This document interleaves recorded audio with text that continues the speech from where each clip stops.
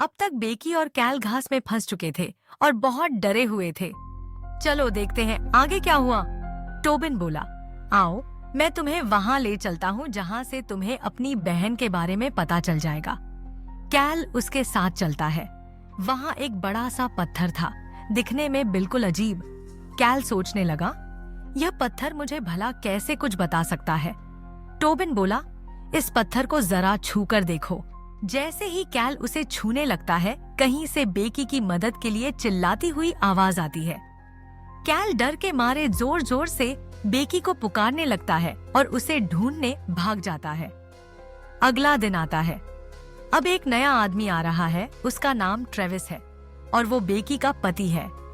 Travis अपनी बीवी और कैल को ढूंढने आया था।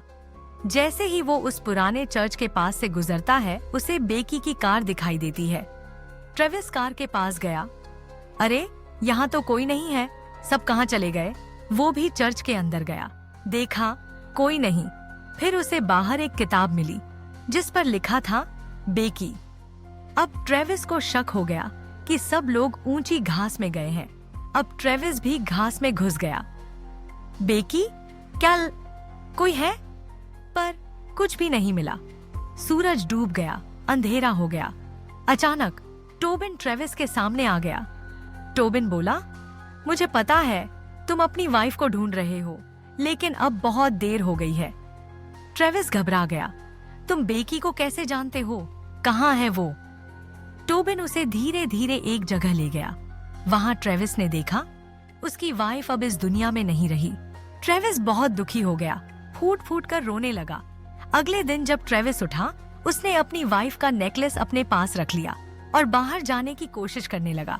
पर अब वो भी इस रहस्यमयी घास में और गहराई से फंस गया था। अब ट्रेविस मदद के लिए आवाज लगा रहा था।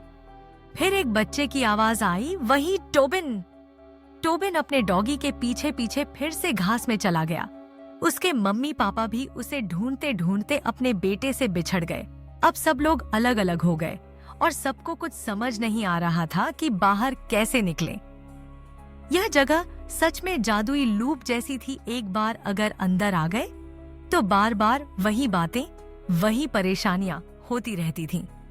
अब कहानी वापस वहीं चली गई जहां से सब शुरू हुआ था। बेकी और कैल की कार फिर से उस सुनसान सड़क पर आती है।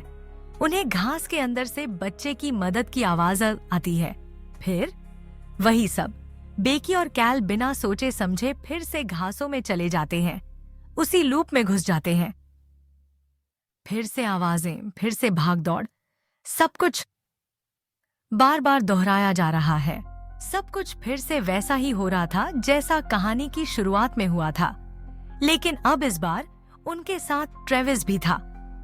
ट्रेविस ने बेकी और कैल की आवाजें सुनी और साथ ही टोबिन भी वही था जिसने बड़ी उदास सी आवाज में कहा, मेरा डॉगी मर गया। तीनों ने सोच लिया, अब हमें टोबिन की आवाज के पीछे पीछे चलना चाहिए, शायद बाहर निकल पाएं। धीरे धीरे चलते गए, आवाज को फॉलो करते, और आखिर में चारों लोग बेकी, कैल, ट्रेविस और टोबिन साथ मिल गए। एक दूसरे को देखकर सबको थोड़ी राहत मिली। अरे कम से कम अब हम अकेले तो नहीं हैं। लेकिन ट्रेविस ने एक हैरान करने वाली बात बताई। बेकी, कैल, क्या तुम्हें पता है तुम दोनों पिछले 2 महीने से गायब हो? मैं तुम्हें ढूंढने ही यहाँ आया हूँ। बेकी और कैल तो हैरान रह गए। लेकिन हमें तो लग रहा था कि बस एक ही दिन हुआ है हम अंदर आए। मतलब दोनों इतने दिनों से यही लूप जी रहे थे और उनका टाइम वहीं फंस गया था। सबने सोचा अब तो हमें बाहर निकलना ही है, वरना हमेशा यहीं फंसे रहेंगे। लेकिन घास बहुत ऊंची थी। ट्रेविस ने टोबिन को अपने कंधे पर बिठा लिया ताकि उसे दूर तक देख सके। सब लोग चर्च की तरफ बढ़ने लगे। अचानक बेकी के फोन पर एक अजीब सा कॉल आया। एक लड़की चीख रही थी, उसकी आवाज बिल्कुल बेकी जैसी थी। वो बोल रही थी, कैल को समझाना वो ट्रेविस को नुकसान ना पहुंचाए, सब साथ रहना, वरना यहाँ से नहीं निकल पाओगे। ये सुनकर सब थोड़ा डर गए, लेकिन फिर भी वे आगे बढ़ते रहे। थोड़ी देर बाद बेकी की तबीयत खराब होने लगी। वो बेहोश हो गई और उसे एक डरावना सपना आया, जैसे घास उसके पेट के अंदर घुसकर उसके बच्चे को नुकसान पहुंचा रही है। सभी घबरा गए, उसे बचाने की कोशिश करने लगे। उसी समय टोबिन का पापा रॉस वहां आ गया। रॉस ने बेकी को सीपीआर देकर होश में ला दिया। रॉस बोला, मैं बाहर जाने का रास्ता देख आया हूँ। मैं अपनी फैमिली के लिए वापस लौटा हूँ। सब मेरे साथ चलो। सब लोग चर्च की तरफ जाने लगे, लेकिन अचानक रॉस ने रास्ता बदल दिया और सबको एक बड़े अजीब पत्थर के पास ले गया। रॉस बोला, ये पत्थर बहुत खास है, इसे छूकर सब कुछ पता चल जाएगा। एक एक कर सब छुओ इसे। कैल छूने ही वाला था कि तभी टोबिन की मम्मी आ गई। वो चिल्लाई, रॉस पर भरोसा मत करो, वो तुम्हें खतरे में डाल देगा। ये पत्थर सबको श्रापित करता है। बेकी को एक भयानक विजन आता है। रॉस एक राक्षस की तरह बन गया है और अजीब आवाज में चिल्ला रहा है, हमें जल्दी भागना होगा। बेकी ने सबको चेताया। अब रॉस बहुत अजीब हरकतें करने लगा था। वो ट्रेविस की ओर झपटा। दोनों की फाइट हुई। ट्रेविस को चोट लग गई। रॉस ने अपनी पत्नी को पकड़ लिया और सबके सामने बहुत बुरी तरह मार डाला। सब लोग डर के मारे वहां से भाग खड़े हुए। कुछ आगे जाकर उन्हें एक पुराना शॉप दिखा। सब अंदर घुस गए और सोचने लगे, क्या हम बार बार यहीं मरकर फिर जिंदा हो जाते हैं? जैसे ये घास हर बार कटकर फिर से वापस उग जाती है, वैसे ही हमारी जिंदगियां भी हो गई हैं। अब सब छत पर चढ़ गए और बाहर देखने की कोशिश करने लगे, शायद कोई रास्ता दिख जाए। किसी ने देखा टोबिन का डॉगी एक जगह जाकर गायब हो गया और अगले ही पल बाहर रोड पर दिखा। ट्रेविस को समझ आ गया, शायद बाहर निकलने का यही रास्ता है। अब सब कुछ बहुत उलझ गया था। अचानक कैल को कुछ अजीब सी आवाजें सुनाई देती हैं और वो जैसे किसी और के कंट्रोल में आ जाता है। उसका मन गरीब हो जाता है और वो ट्रेविस को छत से नीचे धक्का दे देता है।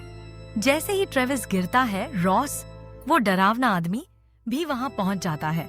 वो गुस्से में चिल्लाता है और सबको मारने की कोशिश करता है। बेकी, कैल और टोबिन तेजी से भाग जाते हैं। नीचे आते ही बेकी को पता चलता है कि कैल ने ही ट्रेविस को गिराया था। उसे बहुत दुख और गुस्सा आता है। गुस्से में वह अकेले ही घास के अंदर भाग जाती है। रॉस अब कैल के पीछे लग जाता है और उसे पकड़ लेता है। कैल देखता है, ओह, उसके आसपास जमीन पर उसी जैसी कई लाशें पड़ी हैं। मतलब उसे कई बार पहले भी यही मारा गया है। इस बार भी रॉस कैल को मार डालता है। नीचे गिरा ट्रेविस बच जाता है। वह फिर घास के अंदर आकर बेकी को आवाज देता है, मैं तुम्हें खोना नहीं चाहता, मैं तुम्हें जरूर बाहर निकालूंगा। तभी रॉस आता है, बेकी को पकड़ लेता है और उसे मारने लगता है। बेकी जोर लगाकर एक पास पड़ी कैंची से रॉस की आंख पर वार करती है और भाग जाती है। बारिश शुरू हो जाती है। फिर बेकी के सामने घास से बने भूत जैसे भयानक चेहरा वाले लोग आ जाते हैं। वे अजीब सी आवाजों में कुछ बोलते रहते हैं। बेकी डर के मारे कांपने लगती है। वे उसे खींचकर उस बड़े काले पत्थर के पास ले जाते हैं। बेकी घबराई हुई अपने फोन से कॉल करके चिल्लाती है, कैल को बोलो ट्रेविस को नुकसान न पहुंचाए, वरना हम बच नहीं पाएंगे। अब उसे समझ आता है कि जिसने पहली बार उसे फोन किया था वो खुद बेकी थी। तभी जमीन से डरावनी आवाजें आती हैं और कई हाथ बेकी को गड्ढे में खींचने लगते हैं। बेकी बहुत डर जाती है, चिल्लाती है और बेहोश हो जाती है। जब उसे होश आता है, उसके सामने कैल है और उसके हाथ में बेकी का बच्चा है। कैल उसे पानी देता है, लेकिन अगले पल कैल अचानक रॉस बन जाता है। बेकी फिर डर से बेहोश हो जाती है। उसे ढूंढते हुए ट्रेविस और टोबिन वहां आते हैं। टोबिन डर के मारे बोलता है, मेरे पापा ने बेकी के बच्चे को मार दिया, ये सब बार बार हमें मारते रहेंगे। ट्रेविस गुस्से से चिल्लाता है, रॉस, हिम्मत है तो सामने आओ। रॉस आकर ट्रेविस पर हमला करता है, उसे हड्डी से बुरी तरह मारता है। फिर जबरदस्ती अपने बेटे टोबिन का हाथ पत्थर पर लगवाना चाहता है। तभी बेकी पीछे से फिर से हमला करती है और रॉस की दूसरी आंख भी चोटिल कर देती है। इसके बाद बेकी भी नीचे गिर जाती है। अब ट्रेविस उठता है और रॉस को घास की बेलों से फांस देता है। आखिर में रॉस को हमेशा के लिए मार देता है। अब बस टोबिन और ट्रेविस बचे हैं। बेकी बहुत दर्द में मर गई थी। ट्रेविस अंदर से टूट चुका था।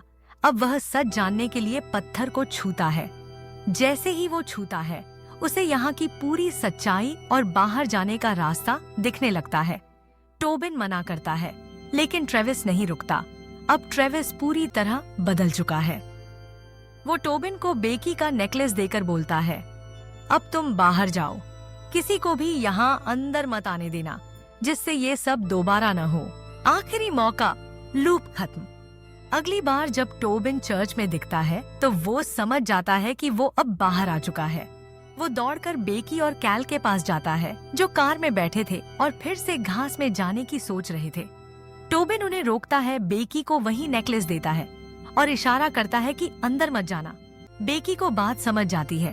वो टोबिन को साथ लेती है, गाड़ी में बैठती है और घर की तरफ निकल जाती है। इस बार बेकी सोचती है, अपने बच्चे को कभी किसी को नहीं दूंगी, मैं खुद पालूंगी। अब क्योंकि वो घास के अंदर नहीं गए, वो खतरनाक लूप हमेशा के लिए खत्म हो जाता है। लेकिन ट्रेविस अब हमेशा के लिए घास में फंसा रहता है। उसका काम सिर्फ सबको बचाना और अंदर आने से रोकना बन जाता है। कुछ सवाल रह गए। टोबिन ने भी पत्थर को छुआ था, तो वो श्रापित क्यों नहीं हुआ? वो घास वाले डरावने चेहरे वाले लोग कौन थे? क्या ये सब कोई बड़ा राज है? अगर आपको इनमें से किसी सवाल का जवाब मिले तो जरूर बताना।